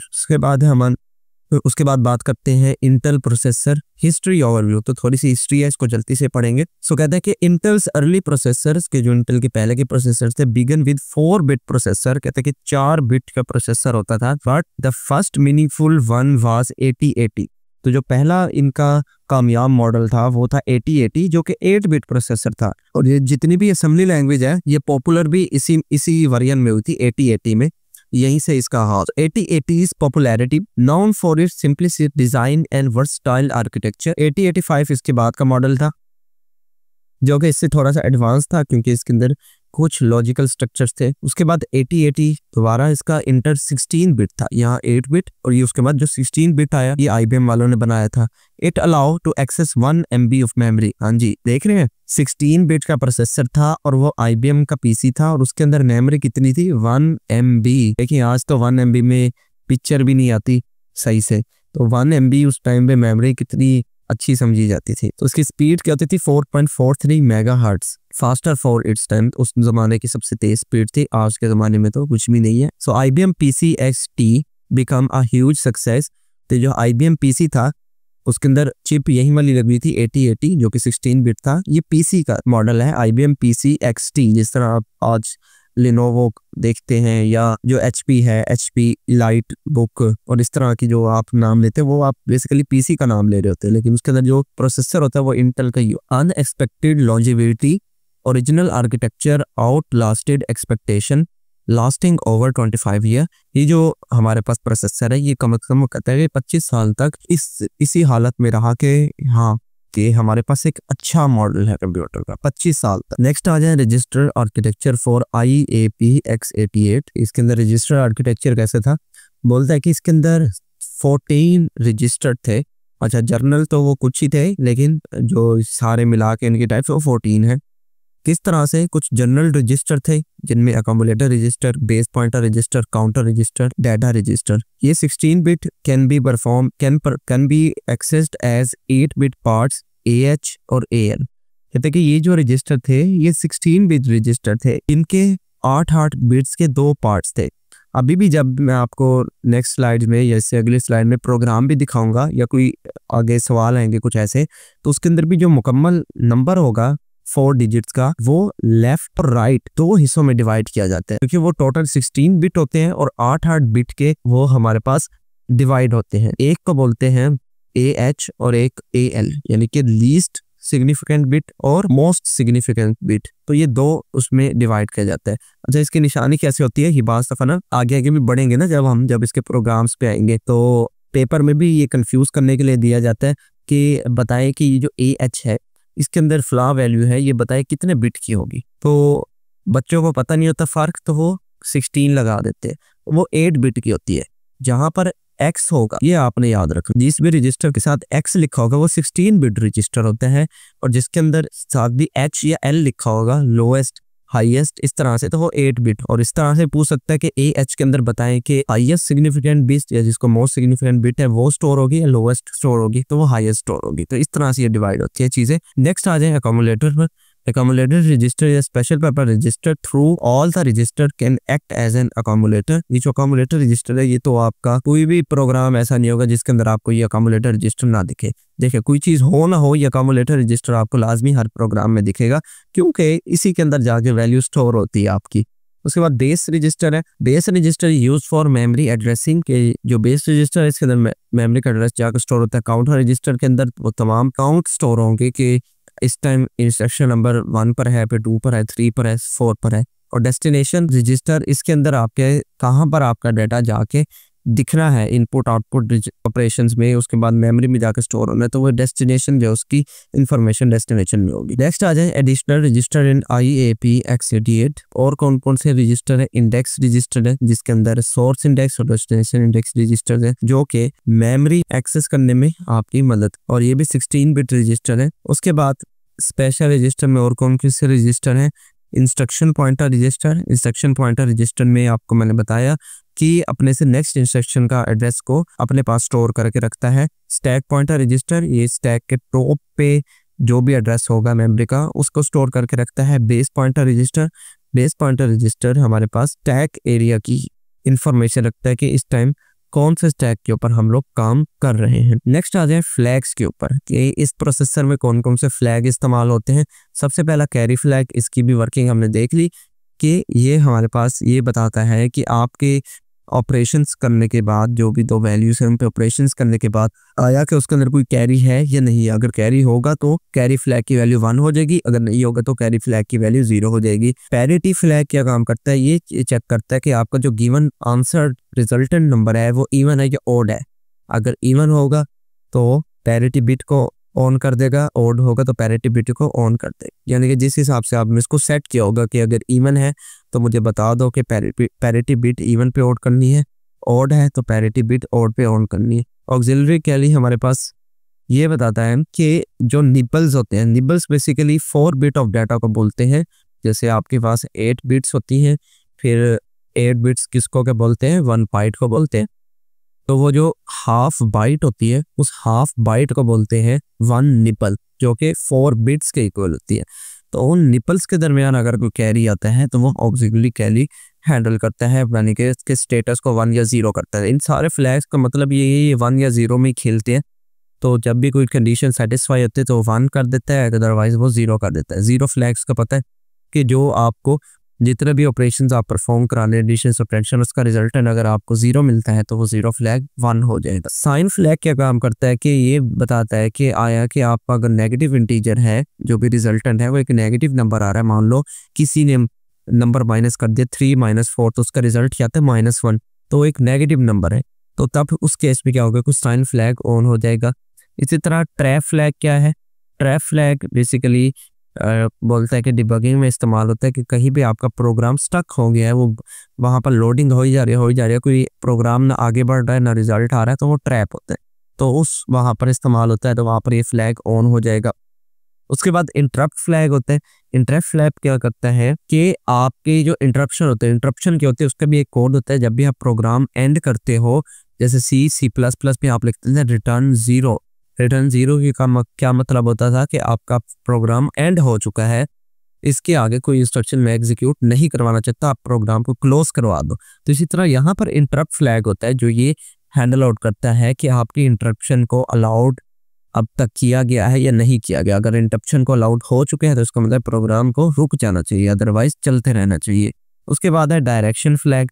Direction flag control direction in string instruction की, जो भी आपकी इंस्ट्रक्शन है उसकी डायरेक्शंस को कंट्रोल करता है कि किसने कब चीज़ एग्जीक्यूट करानी है, और अगर वो स्पेसिफिक कंडीशन में मीट कर रहा है तो 1 अदरवाइज 0। ओवरफ्लो फ्लैग कि जब भी आपका मुकम्मल अरिथमेटिक ऑपरेशन परफॉर्म करने के बाद जो रिजल्टेंट है वो दी गई लिमिट से एक्सीड कर रहा है, बढ़ रहा है, तब क्या होगा, ओवरफ्लो फ्लैग 1 हो जाएगा। नेक्स्ट आ जाए सेगमेंट रजिस्टर। सेगमेंट रजिस्टर में हमारे पास ये 4 तरह का रजिस्टर है। एक है code segment, data segment, stack segment, extra segment. अब जो कोड सेगमेंट है ये आपके करंट कोड पे पॉइंट करता है, डाटा सेगमेंट ये आपके करंट डाटा पे पॉइंट करता है, स्टैक सेगमेंट आपकी करंट स्टैक कौन सी चल रही है वो पॉइंट आउट करता है, और एक्स्ट्रा सेगमेंट ये क्या काम करता है, ये कुछ एडिशनल जो टास्क होंगे मुख्तलिफ किस्म के उनको कंट्रोल करेगा। अब बेसिकली आपको मालूम है कि एक प्रोग्राम में मल्टीपल तरह के कोड हो सकते हैं, मल्टीपल टाइप के डेटाज हो सकते हैं, मल्टीपल टाइप की डाटा स्ट्रक्चर इस्तेमाल होते हैं, तो उन तमाम चीज़ों को कि कौन सा चीज़ अभी करंटली हमने एग्जीक्यूट करनी है, तो ये जो हमारे पास सेगमेंट रजिस्टर होते हैं वो एग्जीक्यूट करते हैं। अब बेसिकली इसका कॉन्सेप्ट क्या है, ये सेगमेंट मॉडल भी होता है बेसिकली एक, कि यहाँ पर क्या होता है कि आपका जो मुकम्मल प्रोग्राम है वो मुख्तलिफ सेगमेंट्स में डिवाइड हो जाता है। ये देखें ना कि आपका ये एक मुकम्मल प्रोग्राम था, उस प्रोग्राम को मैंने 2 सेगमेंट्स में डिवाइड किया है, ये सेगमेंट 1 होगा, ये सेगमेंट 2 होगा। अब इस सेगमेंट के अंदर ही मज़ीद ऐसे छोटी छोटी फाइल्स होती हैं जो कि 1 बाय 1 जाके एग्जीक्यूट होती है, तो इन्हीं के बारे में ये बात कर रहा है कि इस टाइम कौन से सेगमेंट का कोड चल रहा है वो कोड सेगमेंट हैंडल करेगा, किस सेगमेंट का डाटा इस्तेमाल हो रहा है डाटा सेगमेंट। ऐसा तो नहीं है ना कि ये सेगमेंट यही चल रहा और डाटा यहाँ का यूज़ हो रहा, तो ये तो प्रॉब्लम हो जाएगी ना। तो ये हमारे पास सेगमेंट रजिस्टर। नेक्स्ट आ जाए हमारा पहला प्रोग्राम असेंबली लैंग्वेज का, कि किस तरह से असेंबली लैंग्वेज हमारे पास काम करती है। सबसे पहले हमारे प्रोग्राम का टाइटल है, कहते हैं ऐड 3 नंबर के 3 नंबरों को ऐड करना, सिंपल सा प्रोग्राम है ये। उसका यहाँ पर उसने एल्गोरिथम बनाया हुआ है। एल्गोरिथम में क्या लिख रहा है कि मूव करो 5 to AX, 3 नंबर लिए हैं 5, 10 और 15, इन्हीं को ऐड करेगा तो जो आंसर आएगा 30 वो आपका जवाब होगा। तो देखें एल्गोरिथम में क्या लिखा है, ये एल्गोरिथम बाय द वे खुद ही लिखा गया है आपको समझाने के लिए, कि सबसे पहले किया क्या रहा है कि हमने मूव करवाना है 5 को AX वेरिएबल के अंदर, उसके बाद 10 को BX के अंदर मूव कराना है। अब हमने ऐड कर देना है जो AX और BX को, ताकि ये 10 और 5 जो है वो ऐड हो जाए, और ऐड करवा के वैल्यू किस में जा रही है, AX के अंदर, तो हमारे पास AX के अंदर वैल्यू जाएगी। उसके बाद हमने BX के अंदर 15 मूव करवाया और उस BX को दोबारा ऐड करवा दिया AX के अंदर, तो हमारे पास रिजल्टेंट वैल्यू आ जाएगी। अब ये एल्गोरिथम है। अब कुछ बच्चे अभी कहें कि अभी तो सारा पीछे बता के आए हैं कि राइट से लेफ्ट को वैल्यू असाइन होती है, तो वो प्रोग्राम में होगी ना, ये तो एल्गोरिथम है। तो यहाँ प्रोग्राम देखो, तो प्रोग्राम समझाने से पहले लाइन बाय लाइन में आपको समझाता हूँ। ये जो प्रोग्राम के अंदर आपको ये सेमीकोलन दिख रहा है ना, ये सेमीकोलन कमेंट्स होता है असेंबली लैंग्वेज में। जिस तरह आप लोग C++ में इस तरह 2 स्लैश लगा के यहाँ पर कमेंट लिखते हो, है ना, तो यहाँ पर जो अब भी आपने कमेंट लिखना होगा तो अब आप सेमीकोलन डालेंगे तो कमेंट्स हो जाएगा। जिस तरह यहाँ पर भी देखें सेमीकोलन लग रहे हैं, आगे जो भी लाइन लिखी हुई है वो एज अ कमेंट कंसीडर होती है असेंबली लैंग्वेज में। तो कमेंट में उसने क्या लिखा है कि a program to add 3 number using register. तो असेंबली लैंग्वेज का प्रोग्राम स्टार्ट कहाँ से होता है? असेंबली लैंग्वेज का प्रोग्राम स्टार्ट होता है यहाँ से ORG 0x0100। हाँ यही तो चीज है ना। जिस तरह आप C++ में लिखते हो hash include IO stream using name space STD, वो क्या होता है? वो बॉयलर कोड होता है। यहाँ पर भी असेंबली लैंग्वेज में जो बॉयलर कोड है किसी भी प्रोग्राम को ओरिजिनेट करने का यानी कि स्टार्ट करने का, वो ये है कि आप स्क्वायर ब्रैकेट के अंदर लिखते हो ORG 0x0100। समझ आ रही है बात? ये ऐसे ही लिखना है आपने हर प्रोग्राम में, कोई भी प्रोग्राम आ जाए। और जिस तरह आप लोग C++ में लिखते हो रिटर्न 0, जब प्रोग्राम सारा खत्म हो जाता है रिटर्न 0 लिखते हो ना, तो यहाँ पर जो है आपको जो लाइन लिखनी होती है वो ये लिखनी होती है int 0x21। क्लियर? तो ये तो जो लाइनें हैं ये आपको हर प्रोग्राम में देखने को। अब देखें एल्गोरिथम के मुताबिक हमने क्या करना है, पहले 5 को मूव कराना है AX में। तो मूव की कमांड यूज होगी मूव AX, 5। इसका क्या मतलब है? 5 को मूव करा दो किसमें? AX में। AX क्या है? आपका रजिस्टर है। क्लियर? और ये सिंटैक्स है, कोमा क्यों आया? तो ये सिंटैक्स है। नेक्स्ट उसने बोला कि 10 को मूव करा दो BX रजिस्टर में। तो किस तरह? मूव BX, 10, यानी कि 10 को मूव करा दो BX में। अब नेक्स्ट बोलता है कि ऐड करा दो BX और AX की वैल्यू। तो ऐड की कमांड लिखेंगे, निमोनिक्स लिखेंगे AX, BX। इसका मतलब BX की वैल्यू AX में ऐड कर दो और AX की वैल्यू को अपडेट कर दो। तो AX में क्या स्टोर हो जाएगा? हमारे पास 15 स्टोर हो जाएगा। कैसे? 10 और 5 को ऐड किया तो हमारे पास 15 स्टोर हो जाएगा। कहाँ पर? AX वेरिएबल में। उसके बाद अगेन मूव कराना है 15 को BX में। तो मूव कराएंगे 15 को किसमें? BX के रजिस्टर में। फिर ऐड करवा देंगे दोबारा से AX और BX को। AX के अंदर वैल्यू अपडेट हो चुकी थी कितनी? 15। AX के अंदर वैल्यू क्या अपडेट हुई थी? 15। तो 5 मेरे से सही लिखा नहीं गया, चले ठीक है। और BX के अंदर अभी हमने वैल्यू मूव कराई 15, तो यहाँ पर भी 15। तो 15 + 15 कितना हो जाएगा? 30। तो AX की वैल्यू अपडेट हो जाएगी किससे? 30 से। उसके बाद हर प्रोग्राम के लास्ट में आपने ये कमांड भी लिखनी होती है कि अब जो है जो आपका कम्युलेटर रजिस्टर है उसके अंदर ये कोड पेस्ट कर दो। ये जो कोड है ये होल्ट कहते हैं इसको, टर्मिनेट, प्रोग्राम को टर्मिनेट करने की, कि हाँ अब जो है हमारे पास जो हमारा रजिस्टर है उसको खाली कर दो, खत्म कर दो, उसके अंदर जो भी डाटा स्टोर है। तो ये जो 0x4C00 ये हॉल्ट करने का कोड है कि जो ये कोड है ये असाइन कर दो अब हमारे पास अकोमोडेटर रजिस्टर में, क्योंकि हमने अपना सारा काम कर चुका है।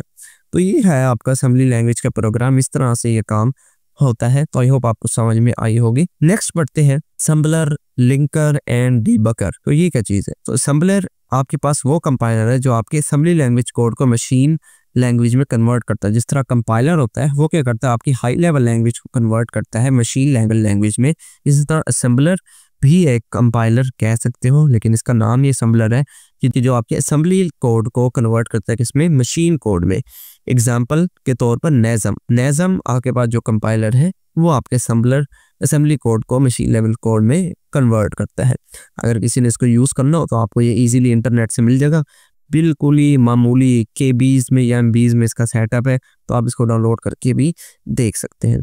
उसके बाद है लिंकर का काम सिंपल ये होता है कि जो आपकी ऑब्जेक्ट फाइल है उनको उनकी एग्जीक्यूटेबल फाइल क्रिएट करता है। अब ऑब्जेक्ट फाइल क्या होती है? जो आपकी रॉ फाइल होती है, जैसे कि ये प्रोग्राम है ये आपकी रॉ फाइल है। ये प्रोग्राम एज इट इज नहीं चलता, ये प्रोग्राम जाके कंपाइल होगा किसमें? नेज़म में। ये जो अभी कंपाइलर आपको बताया, इस नेज़म में कन्वर्ट होने के बाद उसकी एक्जी बनती है .exe। जिस तरह आपकी C++ की फाइल के बाद जब वो जो एक्जी बनती थी, वो जो फिर काली सी विंडो आपके पास ओपन होके आती थी और उसके अंदर जो आपका रिजल्ट था वो आता था, तो वो लिंकर का काम होता है कि वो जो आपकी ऑब्जेक्ट फाइल है, रॉ फाइल है, उसको कन्वर्ट करती थी एग्जीक्यूटेबल फाइल में ताकि आप उसका रिजल्ट देख पाए। डिबगर क्या काम करता है कि अगर आपके पास प्रोग्राम में कुछ बग्स आ गए हैं, कोई गलती हो गई है, तो उसको देखने में कहाँ पर गलती आई है और उसको चेंज करने में आपकी मदद कर। और यहाँ पर हमारे पास असेंबलर में कौन सा कंपाइलर होता है? AFD या फुल स्क्रीन डिबगर। नेक्स्ट आ जाए सेगमेंटेड मेमोरी मॉडल। अभी जैसे मैंने आपको कुछ स्लाइड्स पहले ही बताया कि हमारे पास ओवरऑल कोड को कुछ सेगमेंट्स में अगर हम डिवाइड कर लें तो हर सेगमेंट का जो कोड होगा वो इंडिपेंडेंटली एग्जीक्यूट कर रहा होगा, तो वो हमारे पास सेगमेंटेड मेमोरी मॉडल कहलाएगा। अब इसके अंदर वही देखें रजिस्टर है, CS कोड रजिस्टर, ये DS, SS एक्स्ट्रा रजिस्टर, ये सारे वही रजिस्टर हैं जो कि हमारे पास सेगमेंट्स को कंट्रोल करते हैं। CS कोड रजिस्टर है, डाटा सेगमेंट रजिस्टर है, स्टैक सेगमेंट रजिस्टर है, सारी चीजें वही है। तो जब भी आप अपने मुकम्मल प्रोग्राम को सेगमेंट्स में डिवाइड कर देते हो और हर सेगमेंट के लिए अलग अलग रजिस्टर हो, तब आप लोग इस मॉडल को बोलते हैं segmented memory model. So linear memory model used in 8080-8085 was limited to 64 KB. IAP X88 introduced a segmented model. कहते हैं जो IAP X88 था, इसने सेगमेंटेड मॉडल सबसे पहले इंट्रोड्यूस करवाया। इसका काम क्या था कि आप मेमोरी कोड और डाटा स्टैक को डिफरेंटली आप लोग एग्जीक्यूट करवा पाते। नेक्स्ट आ जाए mechanism of segmented model. Segmented model का क्या मैकेनिज्म है? 64 KB मेमोरी सेगमेंट्स की 64 KB मेमोरी सेगमेंट्स बनता है विंडोज के अंदर। 4 सेगमेंट्स ऐड वन के जो 4 सेगमेंट है ये एक साथ बनते हैं। कौन कौन से? कोड सेगमेंट बनेगा सबसे पहले, डाटा सेगमेंट, स्टैक सेगमेंट और एक्सेस सेगमेंट। तो यहाँ पर जितने भी सेगमेंट हैं आप देख रहे हैं, इनमें ये 4 चीजें कॉमन है, कोड, डाटा, स्टैक सेगमेंट और एक्स्ट्रा सेगमेंट। बस यूज होता नहीं होता तो वो भी हमारे पास यहाँ पर बनेगा ही बनेगा। इसके नीचे बेस एंड ऑफसेट। हाँ जी, code segment and data segment define the base of the segment. कि जो कोड है और डाटा सेगमेंट है ये आपके सेगमेंट की बेस बताएगा। Instruction pointer, stack pointer, base pointer और stack source index, destination index और base pointer holds the offset. जबकि ये जो तमाम इसने रजिस्टर लिखे हुए हैं इसके अंदर ऑफसेट जाकर स्टोर होगा। अब ये जो बेस और ऑफसेट का क्या चक्कर है, इन दोनों को मिला के बेसिकली फिजिकल एड्रेस बनता है। तो फिजिकल एड्रेस के बारे में हम देखते हैं कि जब भी हम लोग अपने सेगमेंट को और उसके ऑफसेट को ऐड कर देते हैं तो हमारे पास क्या बनता है? फिजिकल एड्रेस बनता है। तो फिजिकल एड्रेस कैलकुलेशन में क्या है? सेगमेंट रजिस्टर्ड 20 बिट का, जिसके अंदर lower 4 bit set to 0 offset register होता है जिसमें एक्चुअल एड्रेस होता है सेगमेंट का। तो जब भी हमने इसका फिजिकल एड्रेस पता लगा होगा तो सेगमेंट को और ऑफसेट को ऐड कर देंगे तो सेगमेंट हमारे तो फिजिकल एड्रेस हमारे पास बन जाएगा। अब जैसे यहाँ पर देखें, यहाँ पर एक चीज़ है कि आप लोगों ने इसको मल्टीप्लाई भी करना होता है। अगर यहाँ पर हेक्साडेसिमल में जैसी वैल्यू आपको दिख रही है तो यहाँ पर बाज़ दफ़ा इसको मल्टीप्लाई भी करना होता है। यानी कि उसने बोला है कि जो आपकी लोअर 4 बिट्स है उसको आपने शिफ्ट करना है 4 टाइम, तो उसके लिए उसने उसको 10 से मल्टीप्लाई किया।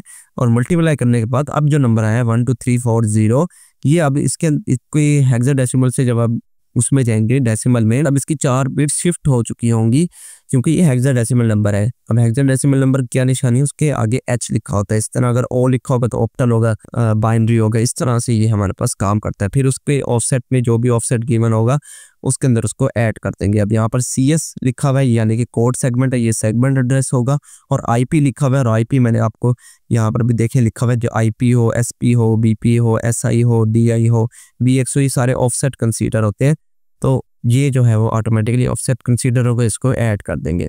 नेक्स्ट आ जाए paragraph boundaries and overlapping segment. Paragraph boundaries में क्या है कि सेगमेंट डिफाइन 16 बाइट बाउंड्रीज, कि जो सेगमेंट है वो 16 बाइट्स की बाउंड्रीज को डिफाइन करता है। Each segment 0001 correspond to address of 10। कहता है कि जो हर 4 बाइट है, हर 4 बिट है एड्रेस है सेगमेंट, वो हमारे पास 10 से रिप्रेजेंट किया जाता है। दैट्स वाई हमने यहाँ पर इसको 10 से मल्टीप्लाई किया था, क्योंकि उसने कहा था कि आपने 4 बिट को शिफ्ट करना है। हाँ, अगर ना कहे तब आपने सिंपल ऑफसेट और सेगमेंट को ऐड कर देना है, आंसर आ जाएगा आपका। जैसे कि यहाँ पर हमारे पास multiple logical address can point to the same memory, same physical memory के जो मल्टीपल लॉजिकल एड्रेस थे वो सेम ही फिजिकल मेमोरी पर पॉइंट कर रहे थे ओवरलैपिंग सेगमेंट में। तो यहाँ पर एग्जांपल में उसने क्या किया कि क्योंकि लॉजिकल एड्रेस जो है वो एक ही जगह पॉइंट कर रहे थे, जिस तरह फिजिकल मेमोरी एड्रेस के जो पॉइंट्स है वो एक जगह पॉइंट कर रहे थे, तो इट मींस जो उसका फिजिकल एड्रेस होगा और जो उसका लॉजिकल एड्रेस होगा वो दोनों ही सेम मेमोरी पर पॉइंट कर रहे होंगे। नेक्स्ट आ जाए एक्सरसाइज क्वेश्चन की तरफ। लेक्चर आपका खत्म हो चुके हैं, लेकिन जो आपके लेक्चर के लास्ट में एक्सरसाइज क्वेश्चन थे उनकी तरफ बढ़ते हैं। पहला सवाल है, बोलता है how does the processor use the address bus, data bus and control bus to communicate with the system memory. के एड्रेस बस, डाटा बस और कंट्रोल बस का क्या काम है। एड्रेस बस क्या करती है, हमने लेक्चर के शुरू में भी देखा कि ये एड्रेस को स्टोर करती है कि सीपीयू ने किस मेमोरी लोकेशन पे जाके वो डाटा लेना है, उस डाटा का एड्रेस, और ये यूनिडायरेक्शनल होती है। इस तरह डाटा बस ये एक्चुअल डाटा को ट्रांसफर करती है कहाँ पर, मेमोरी और इनपुट आउटपुट डिवाइसेस के दरमियान, और ये बाई डायरेक्शनल होती है। कंट्रोल बस इन तमाम सिग्नल्स को कंट्रोल करते हैं, किस टाइम पे रीड ऑपरेशन होना है, किस टाइम पे राइट ऑपरेशन होना है, उनके दरमियान तमाम कंट्रोल एक, और ये यूनिडायरेक्शनल और बाई डायरेक्शनल दोनों हो सकती है। ठीक है, नेक्स्ट आ जाए क्वेश्चन नंबर 2 पे, which of the following are unidirectional and which of the following are bidirectional. तो एड्रेस बस यूनिडायरेक्शनल होती है, चैप्टर में ही पढ़ा। डाटा बस बाई डायरेक्शनल होती है। कंट्रोल बस यूनिडायरेक्शनल भी हो सकती है, बाई डायरेक्शनल भी हो सकती है, mostly bidirectional. What are the registered and their specific feature. Register कहते हैं स्मॉल स्टोरेज होती है जो कि सीपीयू के अंदर होती है ताकि आप तेजी से डाटा को एक्सेस कर पाए। चंद एक रजिस्टर यहाँ बता देंगे, accumulator register, index pointer register, program counter register, जो भी आपके जहन में आ रहा है वो तमाम आप रजिस्टर यहाँ पर बता सकती हो। अकोमुलेटर रजिस्टर अरिथमेटिक ऑपरेशन और लॉजिकल ऑपरेशन परफॉर्म कराता है। इंडेक्स रजिस्टर ये आपके पास जो भी आपकी स्ट्रिंग में सोर्स इंडेक्स होगा या डेस्टिनेशन इंडेक्स होगा उसका एड्रेस स्टोर करवाने के काम। नेक्स्ट है programme counter register. Program counter register में से नेक्स्ट आइटरेशन को जो भी उसमें एग्जीक्यूट होनी उसके बारे में हिसाब किताब रखती है। लूप की एग्जांपल हमने देखी कि जिस तरह 5 दफ़ा लूप चलानी हो तो 1 2 3 4 5 की कितनी दफ़ा लूप हो सके, सारा प्रोग्राम काउंटर रजिस्टर एग्जीक्यूट करते हैं। नेक्स्ट आ जाए क्वेश्चन नंबर 4 की तरफ, what is the size of the accumulator in a 64 bit processor. 64 bit processor में अकोमुलेटर कितना साइज होगा, 64 बिट ही होगा। तो अभी हमने देखा भी था लेक्चर में कि अगर 32 बिट है तो 32 बिट, 16 है तो 16, तो अगर 64 है तो 64 obviously. Difference between an instruction mnemonics and it's of. हाँ जी, निमोनिक्स हमने देखा कि ये ह्यूमन रीडेबल कुछ इंस्ट्रक्शन होते छोटी छोटी जो असेंबली लैंग्वेज में बनाई गई है ताकि जो मोस्ट रिपीटेड कोड्स थे उनको रिमूव करके कुछ इंग्लिश लाइक वर्ड्स में तब्दील कर दिया जाए ताकि प्रोग्रामर जो इंसान है वो आसानी से उस चीज़ को समझ पाए। जो ऑप कोड है ये उन्हीं निमोनिक्स का मशीन लेवल लैंग्वेज पे जो भी कोड बनता है वो ऑप कोड कहलाता है। नेक्स्ट आ जाए, how are instruction classified into group. Instruction को ग्रुप में किस तरह से तकसीम किया गया है, तो डाटा ट्रांसफर इंस्ट्रक्शन है, अरिथमेटिक इंस्ट्रक्शन है, लॉजिकल इंस्ट्रक्शन है, कंट्रोल ट्रांसफर इंस्ट्रक्शन है, स्ट्रिंग मैनिपुलेशन इंस्ट्रक्शन है। तो ये 5 टाइप की इंस्ट्रक्शंस क्लासिफाइड की गई है। नेक्स्ट आ जाए, what is the name of 4 bit and 16 bit group. तो 4 बिट को निबल बोलते हैं, ये मैंने आपको बताया भी सही कि जो 8 बिट्स होते हैं उसको बाइट बोलते हैं, तो हाफ बाइट जब करेंगे तो यानी कि 4 बिट्स करेंगे उसको निबल बोलते हैं, और 16 बिट जो है वो यानी कि 2 बाइट जो है वो वर्ल्ड होती है। नेक्स्ट आ जाए, what is the maximum memory 8088 can access. तो ये लेक्चर में भी आया था सवाल कि उसके अंदर मैक्सिमम मेमोरी 1 MB की हो। List of registered in 8080 and there uses, ये भी लेक्चर में आ चुका है कि जनरल रजिस्टर होते हैं, इंडेक्स रजिस्टर होते हैं, पॉइंटर रजिस्टर होते हैं, सेगमेंट रजिस्टर होते हैं, इंस्ट्रक्शन पॉइंटर रजिस्टर होते हैं, और कुछ फ्लैग्स होते हैं। उनकी तमाम तफसील हम लोग लेक्चर में पढ़ चुके हैं। नेक्स्ट आ जाए, flags in 8080 flags register in their function. तो इसमें फ्लैग्स भी जो चंद एक पढ़े हमने, 0 flag, carry flag, sign flag, overflow flag, इन तमाम की डिटेल भी आगे लिखी हुई है और लेक्चर में हम लोग डिस्कस भी कर चुके हैं। नेक्स्ट आ जाए, compute flag value for instruction, कि ये आपके पास 2 वैल्यूज़ दे रखी हैं, आपसे कहा गया है सवाल में कि आपने इसको ऐड करना है AX के अंदर ये वाली वैल्यू, फिर ऐड करना है AX और BX की वैल्यू, फिर ऐड करना है BX के अंदर ये वाली वैल्यू। तो किस तरह करेंगे, और आपने बताना है कि ये जो फ्लैग्स आपको गिवन है, ये सवाल में गिवन है कि इनकी कब क्या वैल्यू होगी, हो क्या रहा है। अब यहाँ पर ये जो 0 मल्टीप्लाई है इसको आप छोड़ दें, ये नंबर उसने आपको सिर्फ पजल करने के लिए दिया हुआ है।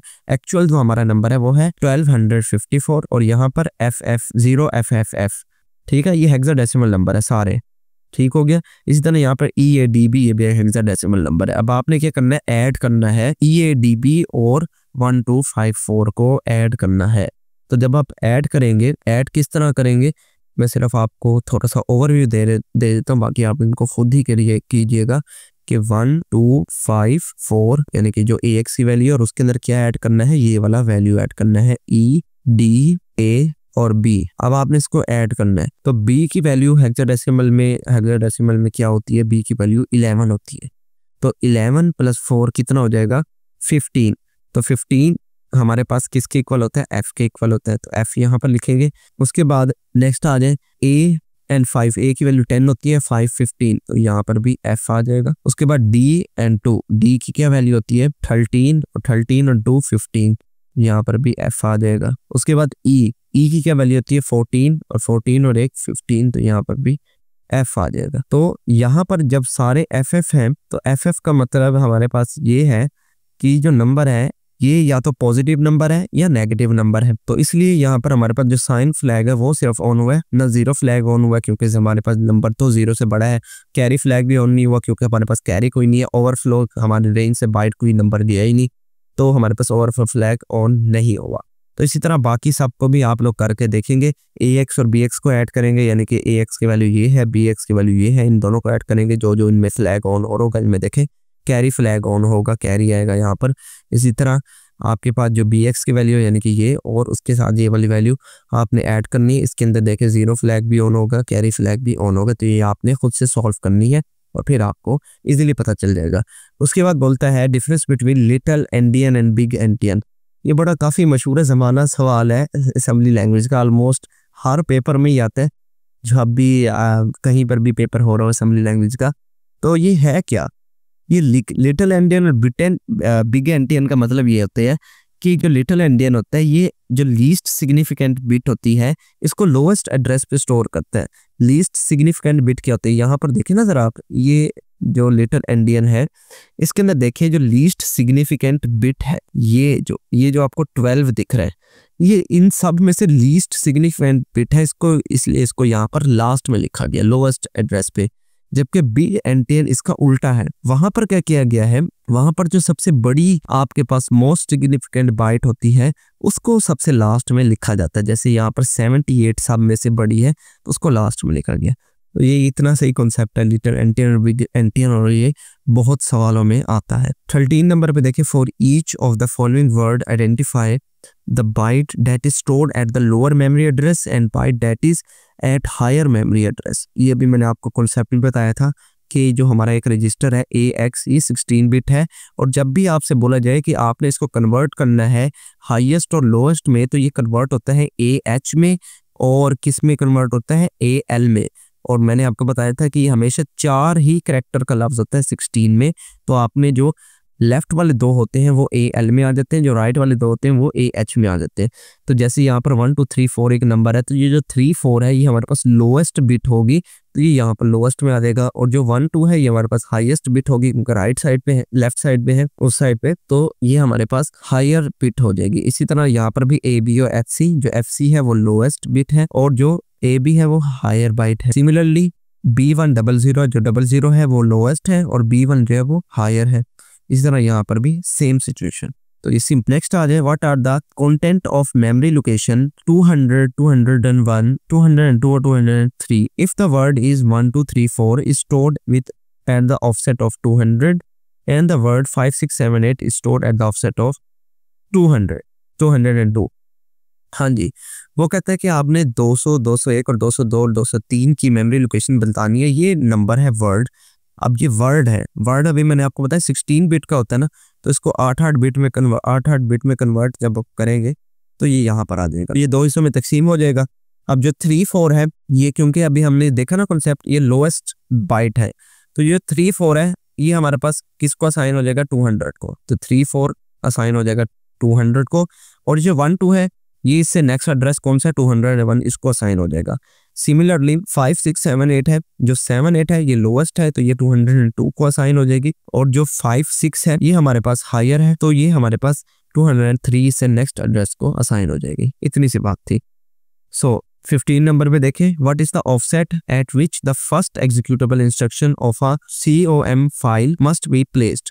तो अभी मैंने आपको एक प्रोग्राम दिखाया था असेंबली लैंग्वेज का, उसकी पहली लाइन में यही एड्रेस लिखा हुआ था। जब मैंने आपको बताया था कि ये स्टार्टिंग पॉइंट है, तो यही तो पूछ रहा है कि उसका ऑफसेट क्या है। ऑफसेट का मतलब स्टार्टिंग पॉइंट क्या है, कि जब भी आपका कोई भी प्रोग्राम पहली मर्तबा एग्जीक्यूट होगा तो वो यही होगा, ये उसका एड्रेस होगा 0 100। नेक्स्ट आ जाए why a segment start can not start from the physical address 55555। हाँ जी, कहते हैं कि कभी भी जो सेगमेंट का एड्रेस है वो ये 5555 से क्यों हमारे पास स्टार्ट नहीं होता। तो इसकी रीजन वो बता रहा है, कहते हैं कि अगर नंबर 16 का मल्टीपल नहीं है तो इसका मतलब वो फिजिकल एड्रेस नहीं है। तो अगर आप 5555 को 16 से डिवाइड करेंगे तो ये मुकम्मल डिवाइड नहीं होता, दैट्स वाई ये सेगमेंट एड्रेस नहीं हो सकता। उसके बाद नंबर 18 पर आ जाए, calculate the physical address generated by the following segment offset. ये आपके पास सवाल दिए होंगे, क्वेश्चन ABCD जितने भी पार्ट है, ये सेगमेंट है, ये उसका ऑफसेट है। अभी हमने फॉर्मूला देखा कि सेगमेंट को ऐड कर दें उसके ऑफसेट में, लेकिन मल्टीप्लाई करना है 10 से। 10 से क्यों मल्टीप्लाई करेंगे? ताकि ये 4 बिट जो है वो हमारे पास शिफ्ट होंगे, ठीक है ना। क्योंकि ये 16 बिट का होगा तो इसको 20 बिट बनाना पड़ता है। तो 20 बिट में 16 में 4 जोड़ेंगे तो 20 होगी, तो 4 शिफ्ट करेंगे। तो जब 4 शिफ्ट करेंगे, सिंपल इस नंबर को 10 से जब आप मल्टीप्लाई कर देंगे तो ऑटोमेटिकली 4 शिफ्ट हो जाएंगे और बस इसके लास्ट में 0 ही आ जाता है। देख रहे हैं, हर नंबर के लास्ट में एक 0 ऐड हो रहा है और आपने इसी नंबर के अंदर इसका ऑफसेट ऐड करेंगे। एडिशन सिंपल सी है, हेक्साडेसिमल की एडिशन है, आई होप आपको आती भी होगी, DLD में पढ़ी होती है, हर जगह हमने हर कोर्स में ये पढ़ी होती है। तो इन दोनों नंबरों को ऐड करेंगे, ये आपके पास रिजल्ट आ जाएगा। सिंपल से छोटे छोटे सवाल है, एक एक दफा भी करेंगे आपको कोई भी सवाल नहीं बोलेगा। नेक्स्ट आ जाए, what are the first and the last physical memory address accessible using the following memory segments. हाँ जी, तो फर्स्ट एड्रेस और लास्ट एड्रेस, उसका फॉर्मूला यहाँ पर उसने लिखा है कि फर्स्ट एड्रेस जब भी निकालना होता है, जो भी आपका सेगमेंट है उसको आपने 16 से मल्टीप्लाई करना है। अब यहाँ 16 से क्यों मल्टीप्लाई किया? आप 10 से भी कर सकते हैं, ठीक है, इसमें कोई बड़ी बात नहीं। आप यहाँ पर 10 से भी मल्टीप्लाई कर सकते हैं, तब भी ये सेम ही आंसर आएगा। बस लास्ट में आपने 0 करने की ज़रूरत ही नहीं होती इसको मल्टीप्लाई, कि जो भी नंबर होता है ना सेगमेंट का, उसके आगे बस एक 0 ऐड हो जाता है। तो आपने बस हमेशा सेगमेंट को मल्टीप्लाई कर देना है 10 से, और अगर फर्स्ट एड्रेस पूछ रहा है तो उसके अंदर ऐड कर देंगे 0। अगर लास्ट एड्रेस पूछ रहा है तो सेम वही आपने सेगमेंट को 10 से मल्टीप्लाई करना है और उसके अंदर ऐड कर देना है FFFF, जो आपका हेक्साडेसिमल का सबसे बड़ा नंबर होता है। जैसे यहाँ पर पार्ट A मैंने सॉल्व किया हुआ है, बाकी पार्ट के सिर्फ मैंने रिजल्ट लिखा हुआ है कि जो पार्ट A है 1000, इसको हमने 16 से मल्टीप्लाई किया, या आप इसको 10 से भी मल्टीप्लाई कर देंगे, आंसर सेम ही आएगा, बस एक जो 0 है वो ऐड हो जाएगा और बाकी 0 ये वाला जो ऐड करेंगे तो उसमें कोई फ़र्क नहीं पड़ेगा, तो ये as it is first address आ जाएगा। लास्ट एड्रेस में हमारे पास जो नंबर है कहाँ गया? 1000 है, जो 1000 का हमने 10 से मल्टीप्लाई किया, एक 0 ऐड होगा और FFF को जब ऐड करेंगे तो ये हमारे पास रिजल्ट जो है वो आ जाएगा। 0 में F ऐड करेंगे F, फिर 0 में F ऐड करेंगे F, इस तरह से। इसी तरह बाकी पार्ट है, इसको भी आप ऐसे करेंगे, 10 से मल्टीप्लाई करेंगे तो एक 0 ऐड हो जाएगा, इसको भी 10 से मल्टीप्लाई करेंगे एक 0 ऐड हो जाएगा, फर्स्ट एड्रेस आ जाएगा, इसको भी 10 से मल्टीप्लाई करेंगे एक 0 ऐड हो जाएगा, इसको भी 10 से मल्टीप्लाई करेंगे एक 0 एड्रेस ऐड हो जाएगा। लास्ट एड्रेस किस तरह मालूम करेंगे कि जो आपका फर्स्ट एड्रेस है इसके अंदर FFF 4 टाइम्स F को ऐड कर देंगे तो आपका लास्ट एड्रेस भी आ जाएगा। सिंपल है या नहीं है, बस समझने की जरूरत है। 20 नंबर पे right the instruction that perform the following operation. सवाल में दिया गया है कि आपने कॉपी करना है BL को CL में। देखें, वो कह रहा है कि BL का डाटा CL में कॉपी होना चाहिए, तो किस तरह से इंस्ट्रक्शन होगी? अभी हमने पढ़ा भी है कि मूव निमोनिक लिखेंगे, BL का डाटा CL में ट्रांसफर कराना है तो हमेशा राइट से लेफ्ट होता है, तो BL को राइट पे लिखेंगे, CL को लेफ्ट पे लिखेंगे, तभी PL का डाटा CL में ट्रांसफर हो जाएगा। उसके बाद बोलते हैं कॉपी DX इंटू AX, के DX का जो भी डाटा है उसको आपने AX में कन्वर्ट करना, AX में मूव करना है, तो मूव AX DX। अब यहाँ से क्या होगा कि DX का वैल्यू जो है वो AX में। देख लें, सवाल में उसने जानबूझ के इसकी पोजीशन रिवर्स की है कि ताकि बच्चे उसको गलत करें, लेकिन आपने सही कॉन्सेप्ट से समझा होगा तो आपको पता होगा कि करना क्या है। वो कह रहा है कि DX की वैल्यू AX में जानी है, तो DX की वैल्यू AX में किस तरह जाती है वो हमने असेंबली लैंग्वेज के सिंटैक्स से देखना है। उसके बाद कहते हैं कि स्टोर 12 इंटू AL, जो 12 है वो कहता है AL में स्टोर कराना है, तो मूव, अगेन मूव की कमांड है कि मूव 12 इंटू AL। इसी तरह मूव बोलता है कि 1 2 3 4 को AX में स्टोर कराना है, तो 1 2 3 4 को AX में स्टोर कराना है। देखिए सिंपल सी है, सारी मूव की कमांड है। स्टोर FFF इंटू AX, तो FFF की वैल्यू AX में मूव करा देंगे तो उसमें जाके स्टोर हो जाएगी। नेक्स्ट आता है write a program in assembly language that calculate the square of 6 by adding 6 to the accumulator 6 times. Square of 6 मालूम करना है, लेकिन वो कहता है कि आपने 6 को 6 मरतबा ऐड करके स्क्वायर ऑफ 6 मालूम करना है। देखिए ना, हमें पता है कि किसी भी नंबर को अगर उसी टाइम पे उतने नंबर के साथ ऐड करते रहे तो उसका स्केयर होता है, ठीक है। ये चलता रहेगा 6 जमा 6 जमा 6 जमा 6, 6 को 6 दफ़ा ऐड करेंगे, उसका स्केयर हो जाएगा। अब किस तरह प्रोग्राम ओरिजिनेट होता है ये सिंटैक्स हमने देख लिया। ओरिजिनेट 0 इंटू 100 लिखेंगे जिससे हमारा प्रोग्राम इनिशियलाइज होगा। अब शुरू में जैसे हम लोग C++ में क्या करते थे, हम लोग कोई भी वेरिएबल बनाते थे, हम लोग रखते थे int a is equal to 0 के शुरू में इसके अंदर वैल्यू 0 है क्योंकि अभी तक इसके अंदर वैल्यू कुछ नहीं है। तो यहाँ पर भी ऐसे किया है कि जो हमारे पास अकामुलेटर रजिस्टर है उसके अंदर शुरू के अंदर वैल्यू क्या सेट कर दी 0 कि ताकि अगर कोई पहले से वैल्यू मौजूद है वो ख़त्म होकर 0 हो जाए।